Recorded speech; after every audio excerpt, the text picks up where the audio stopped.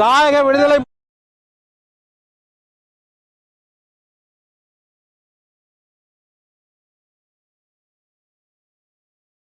போரில் உயிர் நீத்த தாய் தமிழ் உறவுகளுக்கும் இனப்பற்றாளர்களுக்கும் அகவணக்கம்.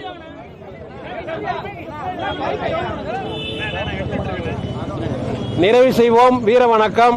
நம் மொழி காக்க, இனம் காக்க, நம் மண் காக்க, மானம் காக்க, இன்னுயிரிந்த மாவீரர்கள் அனைவருக்கும் வீர வணக்கம், வீர வணக்கம், வீர வணக்கம், வீர வணக்கம். உறுதிமொழி. மொழியாகி எங்கள் மூச்சாகி முடிசூடும் எம் தமிழ் மீது உறுதி. வழிகாட்டி எம்மை உருவாக்கும் தமிழர் வரலாற்றின் மீதும் உறுதி. விழி மூடி துயில்கின்ற வீர வேங்கைகள் மீதும் உறுதி. இனிமேலும் ஓயோம், இழிவாக வாழோம். உறுதி, உறுதி. வென்றெடுப்போம் தமிழர் உரிமைகளை, கட்டி எழுப்புவோம் தமிழர் உலகத்தை. வென்றாக வேண்டும் தமிழ், ஒன்றாக வேண்டும் தமிழர். தமிழால் இணைந்து நாம் தமிழராய் நிமிர்வோம். நாம் தமிழர், நாம் தமிழர், நாம் தமிழர். நினைவை போற்றுவோம், நினைவை போற்றுவோம், நினைவை போற்றுவோம், நினைவை போற்றுவோம். எல்லை காத்த எங்கள் ஐயா, எல்லை காத்த எங்கள் ஐயா, எல்லை காத்த எங்கள் ஐயா. இளம்பு செல்வர் மாபோசியின், இளம்பு செல்வர் மாபோசியின், இளம்பு செல்வர் மாபோசியின், இளம்பு செல்வர் மாபோசியின். நினைவை போற்றுவோம், நினைவை போற்றுவோம், நினைவை போற்றுவோம், நினைவை போற்றுவோம். திருத்தணி காத்த எங்கள் ஐயா, திருத்தணி காத்த எங்கள் ஐயா, திருத்தணி காத்த எங்கள் ஐயா, திருத்தணி காத்த எங்கள் ஐயா. மானத் தமிழர் மாபோசியின், மானத் தமிழர் மாபோசியின், மானத் தமிழர் மாபோசியின், மானத் தமிழர் மாபோசியின். நினைவை போற்றுவோம், நினைவை போற்றுவோம், நினைவை போற்றுவோம், நினைவை போற்றுவோம். சாதி கடந்து மதம் கடந்து, சாதி கடந்து மதம் கடந்து, சாதி கடந்து மதம் கடந்து, சாதி கடந்து மதம் கடந்து. நாம் தமிழராய் ஒன்றிணைவோம், நாம் தமிழராய் ஒன்றிணைவோம், நாம் தமிழராய் ஒன்றிணைவோம், நாம் தமிழராய் ஒன்றிணைவோம். தமிழ்தாய் வாழ்க, தமிழ்தாய் வாழ்க. தலைவர் பிரபாகரன் வாழ்க, தலைவர் பிரபாகரன் வாழ்க. செப்பலை ரெட் கலர் மேட்லயே வா.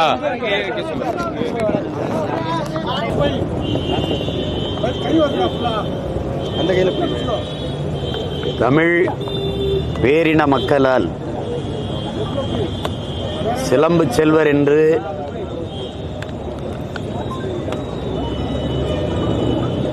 பெருமையோடு அழைக்கப்பெற்ற எங்கள் ஐயா மாப்போசி அவர்களுடைய நினைவை போற்றுகிற நாள் என்று. நிலத்தை இழந்தால் பலத்தை இழப்போம், பலத்தை இழந்தால் இனத்தை இழப்போம் என்கிற எங்களின் ஈழத்து பாவேந்தன் புதுவை ரத்துனதுரை அவர்கள் முன்வைத்த புரட்சி பாவுக்கேற்ப தாய் நிலத்தை இழந்துவிடக்கூடாது என்று எமது முன்னவர்கள் எல்லை மீட்கும் போரிலே அளப்பெரிய ஈகத்தை செய்தார்கள். அதிலே குமரியை மீட்கிற போரிலே தாத்தா மார்சல் நேசமணி உள்ளிட்ட புரட்சியாளர்கள், இங்கே வடஇல்லை திருத்தணியை மீட்கிற போரிலே போற்றுதற்கும் வணக்கத்திற்கும் உரிய பெருந்தகை ஐயா மாப்போசி அவர்கள் பல்வேறு அர்ப்பணிப்பு மிகுந்த போராட்டத்தின் மூலமாக தமிழனுடைய தாய் நிலப்பரப்பை மீட்டு கொண்டு வந்தார்கள். அந்த எல்லை மீட்பு போராளி நம்முடைய ஐயா மாப்போசி அவர்கள். நாம் தேவிகுளம், பீர்மேடு உள்ளிட்ட தாலுகாக்களை கொண்ட இடுக்கி மாவட்டத்தை இழந்ததால் இன்று முல்லைப் பெரியாற்றில் நீர் உரிமையை பெற முடியாமல் தவிக்கிறோம். கோலார் தங்கவயல் தமிழனுடைய நிலப்பரப்பு எல்லை பிரிப்பில் அதை இழந்ததால் பெரும் நிலப்பரப்பை தமிழர் தாயகம் இழந்து நிற்கிறது. அப்படி இழந்ததை மீட்போம், இருப்பதை காப்போம் என்ற நோக்கிலே திருத்தணியை போராடி மீட்டு தமிழகத்தோடு இணைத்த எல்லை மீட்பு போராளி நம்முடைய தாத்தா மாப்போசி அவர்களுக்கு நாம் தமிழர் பிள்ளைகள் பெருமிதத்தோடு எங்களுடைய புகழ் வணக்கத்தை செலுத்துகிறோம். இந்தியா அளவில் பூர்ண மதுவிலக்கு வேணும்னு சொல்லி இந்த விசிக மாநிலத்தில் தீர்மானம் நிறைவேற்றிருக்காங்க. அப்படி நிறைவேற்றக்கூடிய மாநிலங்களுக்கு கூடுதல் நிதி பகிர்வு கொடுக்கணும் மத்திய அரசுங்கிறாங்க.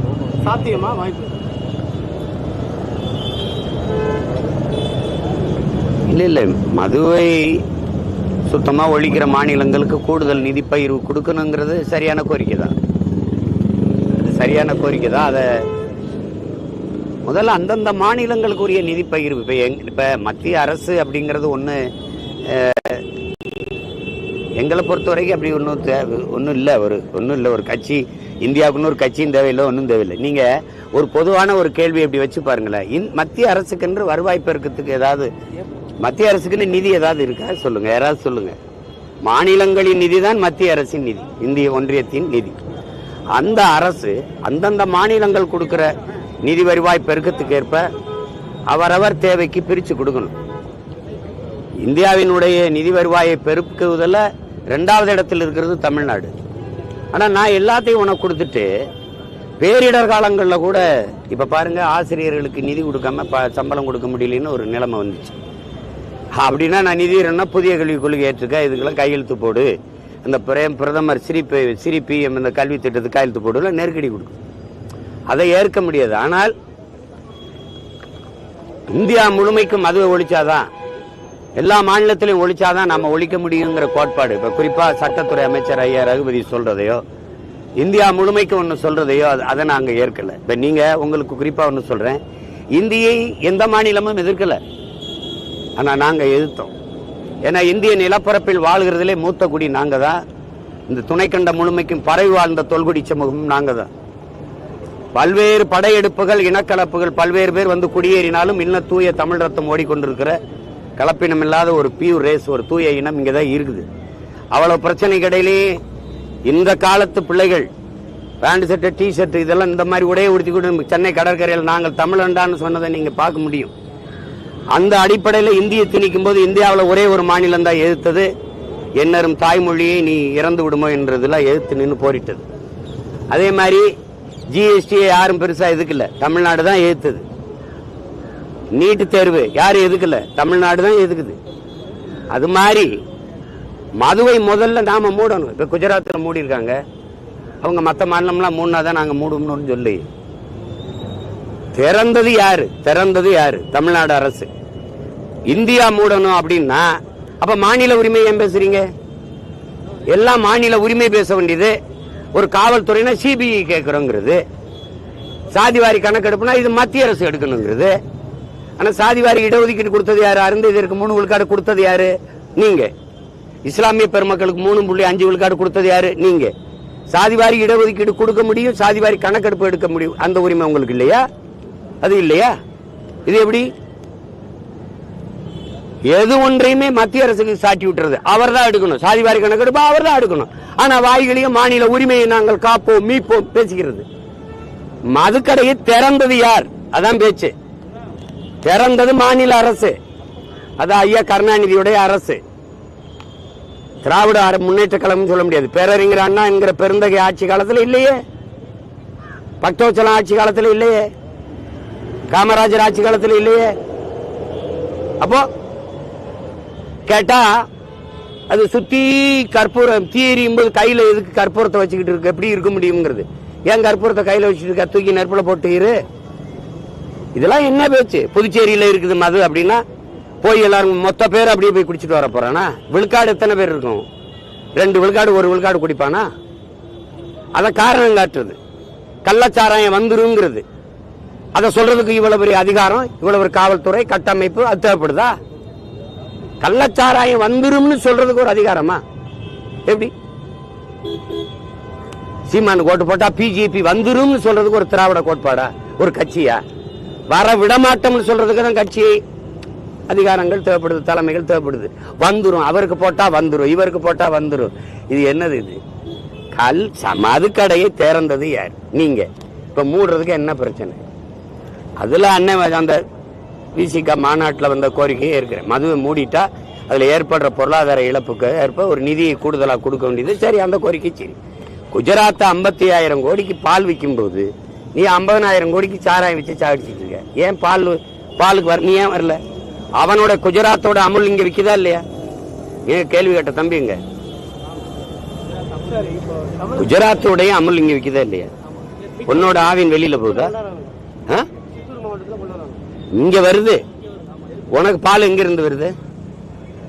ஆந்திரா. தமிழ்நாட்டில் 1 லிட்டர் பால் எவ்வளவு விற்கணுங்கிறது முடிவு, என்ன விலைக்கு விற்கணுங்கிற முடிவை யார் எடுக்கிறா? ஆந்திர முதலாளி. அப்புறம் சும்மா வெட்டி பேச்சு, வெறும் வார்த்தையா வந்து மாநில உரிமை, நாங்க மாநில தன்னாட்சி, இதெல்லாம் வெட்டி பேச்சு. இதுல இப்ப நீட்டு தேர்வை எந்த மாநிலமும் எதிர்க்கல, எழுதுன்னு எல்லாரும் சொல்றாங்க. நீங்க ஏன் எதிர்க்கிறீங்க? சும்மா ஒப்புக்கு எதிர்க்கிறீங்களா? இந்தியா முழுமைக்கு நீட்டை நீக்கினா தான் நாங்க நீக்கோம்னு நீங்க சொல்லி ஓட்டு கேட்கலையே. நமக்கு நாமே திட்டத்தில் நடைபயணத்தில் இருக்கும் போது, தம்பி கேடு, நமக்கு நாமே திட்டத்தில் நடைபயணத்தில் இருக்கும்போது ஐயா ஸ்டாலின் பேசுனது, அடுத்த காந்தி ஜெயந்திக்கு மதுக்கடையில் இருக்காது, மூடுவோம், டாஸ்மார்க்க மூடுவோம்னு சொன்னது இருக்கா இல்லையா? பேசியிருக்காரா இல்லையா? இப்ப எத்தனை காந்தி ஜெயந்தி போயிடுச்சு? நேத்து கூட போயிருக்கு. கடந்த 3 வருஷத்துல தலித்துகள் மீதான தாக்குதல் வந்து 40% அதிகரிச்சிருச்சு. குறிப்பா பெண்கள் சம்பந்தப்பட்ட தலித்துன்னு சொல்லாத. தலித்துங்கிற சொல்ல முதல்ல, தலித்துங்கிறதே நான் அவமானமா கருதுறேன். தலித்துன்னு அந்த வார்த்தையை பயன்படுத்தாது. நீ என்னைய பார்த்து தலித்துங்கிற? அது எங்க தாத்தா பிரிஞ்சது தன்மான இழப்பு. அது காந்தி அரிஜன்ங்கிறது காந்தியின் புரட்டா. அது சொல்லாது. என்னை ஆதி தமிழன்னு சொல்லு. அவர் பேசுவாருங்க, அவர் பேசுவார். அவர் தலித்துன்னு சொல்லுவார். தலித்து எந்த மொழி சொல்? அவர் பேசுவாரு. அதை ஏற்கிறேன், அதை நான் ஏற்கிறேன். அது அவர் சொன்னாருங்கிறதுக்கு இல்ல, நாங்க முன்வைக்கிற கருத்து. நேத்து திருவண்ணாமலையில ஒரு ஆதி தமிழ் குடிமகனுடைய உடலை நீங்க எடுத்துட்டு போறதுக்கு தடுத்திருக்கலா இல்லையா?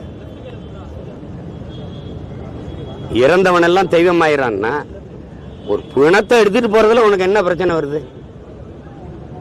நீங்க மாற்று பாதையில கொண்டு போக சொல்றீங்களே ஒழிய கொண்டு போய் பாத்துக்கோன்னு நீங்க சொல்லல. இப்ப விழுப்புரத்துல மாவட்ட ஆட்சியர் அலுவலகத்துக்கு முன்னாடி ஒரு அம்மா, ஊராட்சி மன்ற தலைவி, உண்ணாவிரதம் இருக்கிய, வெயில்ல உட்கார்ந்துருக்கு. இப்ப ஏன் உட்கார்ந்துருக்க? நாற்காலி போட மாட்டேங்கிற, உட்கார விட மாட்டேங்கிற. நீ ஒரு இதுல அந்த அம்மாவை கையெழுத்து போட மாட்டேங்கிற. உயர்ந்த சாதியில் இருக்கிற துணைத் தலைவர் இருக்காருல ஊராட்சி மன்றம், அவர் தான் போட்டுக்கிறாரு. அப்ப எங்க இருக்கு சமூக நீதி, சமத்துவம், சகோதரத்துவம்? எங்க? தாழ்த்தப்பட்ட மக்களுக்குன்னு ஒதுக்கப்பட்டதுனால அவ பிரசிடென்ட் ஆயிருக்கா, ஊராட்சி தலைவர் ஆயிருக்கா. இல்லைன்னா என்ன ஆகும்? நாட்டின் முதல் பிரசிடென்ட் ஆஃப் இந்தியா அவன். நீங்க ஐயா அத்வானி வீட்டுல ஐயா மோடியும் அத்வானி உட்கார்ந்து இருக்காங்க. அந்த அம்மா திரௌபதி முர்மு கையை கட்டி மூலையில் நின்றுட்டு இருக்கு. பிரசிடென்ட் ஆஃப் இந்தியாவுக்கு இந்த நிலைமைனா சாதாரண பஞ்சாயத்து பிரசிடென்ட்டுக்கு என்ன மரியாதை இருக்கும்? அப்போ எங்க இருக்கு? எங்க இருக்கு உரிமை? எங்க இருக்கு ஜனநாயகம்? எங்க இருக்கு இந்த சமூக நீதி?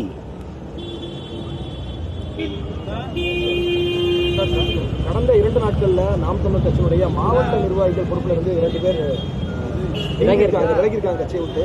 தொடர்ந்து தலைமை மீது அதிருப்தியான குற்றச்சாட்டுகளை முன்வைக்கிறாங்க. அது இருக்கிறதா தம்பி. போகும்போது இருப்பாங்க, இவ்வளவு நாள் இப்ப திடீர்னு அதிருப்தி வரும். திருப்தி இருக்கிற இடத்துக்கு போய் சேர்ந்துக்கிற வேண்டியதான். அதெல்லாம் இருக்கிறதான் போறதுதான். அது ஒரு பெரிய சிக்கல் இல்லை. இது நாட்டுக்கு மக்களுக்கு ஒன்றும் பிரச்சனை இல்லை. இல்ல அதுல அந்த மாதிரி பிரச்சனை தான் பேசு, அது பேசிட்டு போறோம். பொது வழியில பேசுனா, என்னை பத்தி பேசுனா நீங்க போடுறீங்க, அதனால பேசுறாங்க. கட்சியை நான் தானே நடத்தி போறேன். என் மீது தானே குற்றச்சாட்டு வைக்க முடியும். தாலியை வச்சு நடத்தினவரை ஒருத்தரை கொண்டாங்க. இல்ல கொண்டாங்க, அவரை கொண்டாங்க. தாலியை வச்சு நடத்தினவரை கொண்டாங்க. அந்த குற்றச்சாட்டை சொன்னவர் யாரு? 5 கோடி கட்சி பெற சொல்லி காசை வசூலிச்சுட்டாரு. அதை சொல்லணுமா? நான் சொல்லணுமா? சொல்லு. என் முகத்துக்காக எல்லாரும் வழக்கு கொடுக்காம பேசாம இருந்தான். அதை போய் பேசிட்டுக்கணுமா? எனக்கு தகுதியா இருக்குமா இல்ல தரமா இருக்குமா? சொல்லு. இதெல்லாம் சின்ன சின்னதா இருக்கும். கட்சிக்குள்ள ஒரு வளர்ற கட்சியில சில குறைகள் இருக்கும்போது சிலர் நகர்த்துறதா அப்படி இருக்கிறது தான். அதெல்லாம் அது போய் அது ஒரு பிரச்சனையா பேசிட்டு இருக்காது. இவ்வளவு நேரம் மக்கள் பிரச்சனையை பேசுறீங்க, அது சரி. அது என் கட்சி பிரச்சனை, அது என் பிரச்சனை, அதை நான் எதிர்கொண்டுக்குருவேன். அது நாட்டுக்கும் மக்களுக்கும் பிரச்சனை இல்லை. வேற அமைச்சரவை மாறி இருக்கு, 2 புதுமுகங்களுக்கு வாய்ப்பு கொடுத்திருக்காங்க. மாற்றம் பாக்குறீங்க, 40 மாதங்கள்ல 3 முறை அமைச்சரவை மாறி இருக்கு. அந்த மாறுதலை நான் பெருசா ஏற்கல, ரசிக்கல. ஆனா ஒண்ணு உங்க எல்லாருக்கும் ஒண்ணு சொல்லணும். நீங்க ஆதி தமிழ் குடிகளுக்கு, ஒடுக்கப்பட்ட தமிழ் சமூக தேவேந்திரருக்கு, ஆதி தமிழ் குடிகள் பறையருக்கு வந்து அவங்க அப்பா 5 முறை இருந்திருக்கிறாரு. இவர் வந்து இப்ப 3 ஆண்டுகளுக்கு மேல ஆயிடுச்சு. இதுவரை இந்த ஆதி திராவிட நலத்துறை தவிர எதுவும் கொடுக்கல. கேட்டா உங்க அண்ணன் ஆராசாவுக்கு நாங்க மத்தியில் அமைச்சர் கொடுத்தோன்றோம். இங்க என்ன கொடுத்தீங்கிறதான் பேச்சு. திரும்ப திரும்ப நான் வந்து வலியுறுத்தி நாங்க பேசுறதுனால இப்ப ஆதி தமிழ் குடிகளின் வாக்கு, தேவேந்திர மக்களின் வாக்கு என்னை நோக்கி திரும்புதுன்னு நீங்க பொது தளத்துல கொண்டு போய் அவரை உயர்கல்வித்துறைக்கு போடுவீங்க. நானே கேட்டேன், நீ ஏன் கல்வியை கொடுத்தாலோ மருத்துவத்தை கொடுத்தாலோ என்ன நிர்வாகம் சரியில்லாம போயிருமான்னு கேட்ட பிறகு கடைசியா 1.5 ஆண்டு தேர்தல் வரை இருக்கும்போது நீங்க மாத்தி விடுறீங்க. உளமாற நீங்க செய்யறதா இருந்தா உங்க அப்பா 5 முறை முதலமைச்சராக கொடுத்துருக்கணும். இல்ல நீங்க பதவி முத ஆட்சி அமைக்கும் போதே கொடுத்துருக்கணும். இப்ப எங்க ஐயா கண்ணப்பன் எடுத்துக்கிறீங்க, நல்ல நிர்வாகி, எல்லாருக்கும் தெரியும். போக்குவரத்து கொடுத்தீங்க, தூக்குனீங்க. அப்புறம் உயர்கல்வியை கொடுத்தீங்க, தூக்குனீங்க. இப்ப பால் வளத்தை கொடுத்துருக்கீங்க. எதுல அவர் முழுக்க கவனம் பண்ணி ஒவ்வொருத்தரும் இப்படி மாத்தி மாத்தி போட்டுக்கிட்டீங்கன்னா அந்த துறை சார்ந்த நிர்வாகம் எப்படி செல்லுமையா இருக்கும், சரியா இருக்கும். எந்த நேரம் எந்த இலாக்காவை பார்ப்ப, நாளை கூட மாத்திட்டு வேற இலாக்கா போடுவோம்னா நீங்க கொடுத்தது சரி வரவேற்கணும். ஆனா முதல்ல செஞ்சிருக்கணும். வெறும் வாக்கை ஓட்டை கவனத்துல வச்சே நீங்க நகர்ந்தீங்கன்னா இது எந்த மாதிரியான சமூக நீதி, எப்படிப்பட்ட சமூக பார்வைங்கிறத நீங்க தான் கவனத்தில் எடுத்துக்கணும். அதனால இத சரி கொடுத்த வரைக்கும் மகிழ்ச்சின்னு பார்க்கணும், அவ்வளவுதான். கொடுத்த வரைக்கும் மகிழ்ச்சின்னு பார்க்கணும். நீங்க 26 பொது தொகுதியில தேர்தலில் பொது தொகுதியில எத்தனை தேவேந்திரருக்கு, எத்தனை ஆதி தமிழ் குடிகள் பறையருக்கு கொடுக்குறீங்கன்னு நான் பார்க்கிறேன். ஏன்னா நான் தொடர்ச்சியா கொடுக்குறோம், இந்த வாட்டியும் கொடுக்க போறோம், பாராளுமன்றத்திலையும் கொடுத்தோம், 26 சட்டசபையிலையும் நான் கொடுப்பேன். நீங்க அப்படி கொடுக்குறீங்களா? எங்க முடிதிருத்துற இந்த மருத்துவர் குலத்துக்கு, பானை செய்யற குயவர் வேளாளர் குலத்துக்கு, இந்த துணி வெளுக்கிற வண்ணார் சமூகத்துக்கு, ஆதி தமிழ் குடி குறவர் குடிக்கு எத்தனை இடம் கொடுக்குறீங்கன்னு பார்ப்போம். சும்மா வாய்களையே சமூக நீதி இன்னும் பேசிட்டு கூடாது. சனாதனத்தை எதிர்க்கிறேன், சனாதனமே உங்க வீட்டுல இருக்கு. இவர் எங்க போய் நாட்டில் எதிர்ப்பீங்க? அப்பா இருப்பாரு கருணாநிதி அவர்களுடைய மகன்கிற தாண்டி ஸ்டாலினுக்கு என்ன தகுதி வந்து எதுக்கு துணை முதல்வராக நீங்க? இப்ப உதயநிதிக்கு ஸ்டாலின் ஐயாவுடைய மகன் கருணாநிதியுடைய பேரன், அதை தாண்டி தகுதி என்ன இருக்குது? எதுக்கு துணை முதல்வராகிறீங்க? இதான் உலகத்துல கொடிய சனாதனம். வீட்டுக்குள்ள கொடிய சனாதனத்தை வச்சுக்கிட்டு நாட்டுல சனாதனத்தை எதிர்க்கிறார். என்னது சனாதனம்னா என்ன? முதல்ல சொல்லி. இதுதான் சனாதனம். பிறப்பினாலேயே கருணாநிதிக்கு பேரனா பிறந்தது, ஸ்டாலினுக்கு மகனா பிறந்ததுனாலேயே துணை முதல்வராக தகுதி வந்திருக்கு பாரு. இதான்டா சனாதனம். இதான் சனாதனம். வேற என்ன சனாதனம் எங்க இருக்கு? என்ன தகுதி இருக்கு? செங்கல் காட்டிட்டாருங்கிறான். செங்கல் வச்சது யாரு? எய்ம்ஸ் மருத்துவமனைக்கு வச்சது யாரு? காங்கிரஸ், திமுக, பாமக எல்லாம் கூட்டணியில் இருக்கும்போது அந்த மந்திரி சபையில இருந்த மருத்துவத்துறை அமைச்சர் அந்த எங்க ஐயா அன்புமணி வச்சது அந்த கல்லு. எய்ம்ஸ் மருத்துவமனைக்கு அடிக்கல் நாட்டின பெருமகன் அவர் தான். கூட இருந்தது காங்கிரஸ், நீங்களும். இத்தனை ஆண்டுகள் ஆயிடுச்சு, கட்டளை. இப்ப 39 உறுப்பினர் போன முறை கொண்டு போனீங்க, இந்த முறை 40. என்ன பண்ணிட்டு இருந்தீங்க? பேசி கட்ட சொல்லாம என்ன பண்ணிட்டு இருந்தீங்க? அடிக்கல் நாட்டின பிறகு அதுக்கு பிறகு எத்தனை முறை உங்க ஆட்சி இருந்தது? எத்தனை நாள் இருந்தது? 9 ஆண்டுகள் இருந்தது. காங்கிரஸ் 10 ஆண்டுகள் ஆண்டுச்சு. மன்மோகன் சிங் தலைமையில் கட்டாம என்ன பண்ணீங்க? அந்த ஒத்த செங்கல் இருந்துச்சு, அதையும் எடுத்துட்டு போய் திருடிட்டு போயிட்டீங்க. கேட்டா ஒத்த செங்கல் புரட்சிங்கிறீங்க. என்ன ஒற்றை வைக்கல் புரட்சி? மாசானு புக்காக்க பண்ண புரட்சி அது? செங்கல் திருட்டு போயிடுவீங்க நீங்க. ஒத்த செங்கலையும் திருடிட்டு போயிட்டு இதுல பெரிய ஒற்றை செங்கல் புரட்சி வெளியில சொல்லாதீங்க. கேவலமா இருக்குது. கேட்டா சனாதனத்தை எழுத்துட்டாரு அப்படின்னு. எழுத்து சனாதனத்தை வீட்டுக்குள்ள வச்சுக்கிட்டு கல்லாப்பட்டியில் வச்சு பூட்டி வச்சுக்கிட்டு நாட்டில் ஒழிக்கிறலாம் பேசிட்டு அலையாதீங்க. சனாதனத்தை பார்க்கிற ஆட்சியில தான் விழுப்புரத்துல ஒரு அம்மா உட்கார்ந்து மாவட்ட ஆட்சியர் அலுவலகத்துக்கு முன்னாடி பதாக ஏந்து உட்கார்ந்து இருக்கா. போய் என்னன்னு கேளுங்க. ஒழிங்க முதல்ல.